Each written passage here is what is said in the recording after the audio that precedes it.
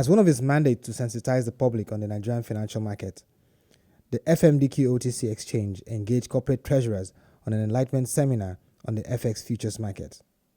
It featured a presentation by Tumi Shekoni, Vice President Marketing and Business Development.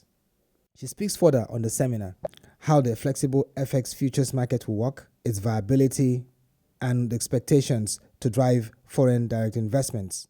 I think there was quite a lot of interest. They obviously were quite impressed by the products, and they saw a lot of possibility for the products. I mean, we've got quite a lot of questions on how this would work. So my expectation is that they will be calling their bankers and asking, okay, how can we get involved in this futures contracts? In terms of the characteristics, you characterize the challenges that has been over the FX markets before. So how confident are you that this will address those issues moving forward? Okay, so I think one of the things I spoke about was front loading. And I said that in my presentation as well, that you don't need FX today, but because of the uncertainty of the future, you buy today. So everyone is coming into the spot market, putting a lot of pressure on the spot market, even without actually needing the funds for the spot market. So what this allows you to do is spread your demand. If you need FX in 6 months, then buy it in 6 months. But what you can do today is guarantee the rate at which you're going to buy the FX in 6 months. So what that would help do is help stabilize the spot market and sort of readdress the rates hike in the spot market, because demand is not as heavy on the spot market. So obviously when you don't have demand and there's more supply than demand, what happens is prices tend to go down, and vice versa. So when demand is more than supply, obviously prices go up. So when all the demand is packed into the spot, you see the rates going up. But when you're able to spread it out over the months, or spread out to when you need it, then there's probably more stability in that spot market.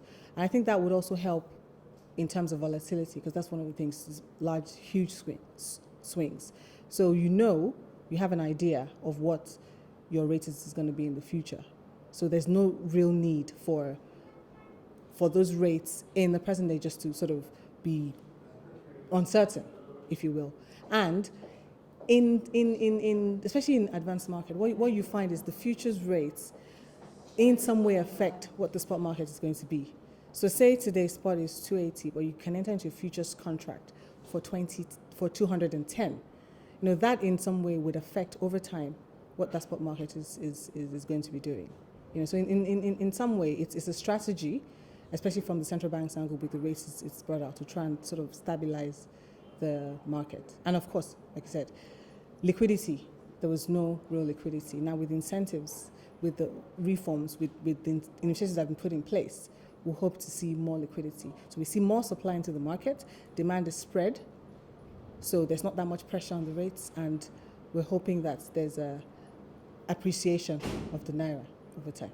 Is it possible to explain in 30 seconds how it works, knowing that you're the platform exchange for this FX futures? Okay, 30 seconds how it works. So I need to fund a transaction in 3 months, and I need to buy foreign exchange. I don't need FX today, but I need it in 3 months. But I don't want to wait until 3 months to actually go and buy the FX. I want to know what rate I'm going to buy that FX at. So I enter into a 3-month futures contract today to lock in my rates, so that whatever spot is doing in 3 months, whatever rate is doing in 3 months, I already know what I'm spending. So I would be able to put those funds aside, or better still, invest those funds in, say, a treasury bill or something. And then time comes when I want to purchase the FX. I'm spending a fixed amount. Doesn't matter if the rate on that day is lower than what I entered or higher. I'm spending a fixed amount, and I'd always have gotten some interest in the money that I fixed for 3 months in the treasury bills market. What would have happened in the past was I don't need it until 3 months, but then I've locked it down by buying FX today. And exactly. So that's how, and then you would have to go to your bank, like I said, to access this. You talk to your bank and say, I want to buy a 3-month future contract, and do that. And again, it works the other way around. I could be an exporter who's going to bring in dollars into the market, but I want to lock down the rates. I can use it for plan. I can use it for everything. I know what I'm going to get in 3 months' time because I have that rate. I'm making that supply into the market, and someone's going to buy it from me. It doesn't matter what they buy it at in the spot market in 3 months. What matters is I've already locked in my rate.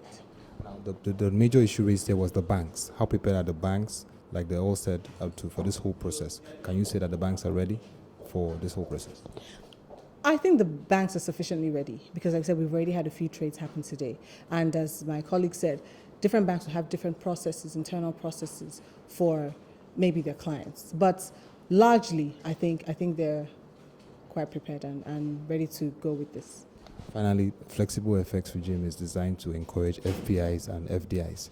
So are you confident that this process passing to FMDQ will incentivize and bring back those who had initially had their pessimism about the Nigerian FX market?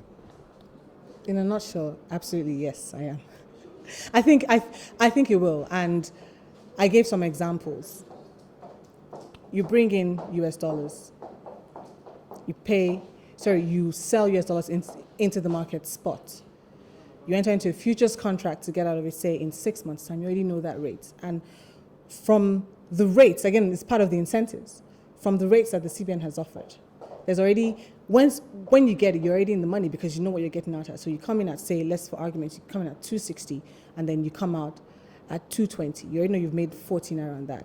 You come in at 260, you have a naira, you invest that naira in a fixed income instrument. So you're already making money on that end whilst you've also made your FX, and then you can externalize it. Why wouldn't any FPI want to come into the country? The initiative of the FX futures market is a laudable one. It is expected that with the FMDQ OTC as a platform for exchange, credibility will be brought in, and it will also drive liquidity and foreign investor confidence.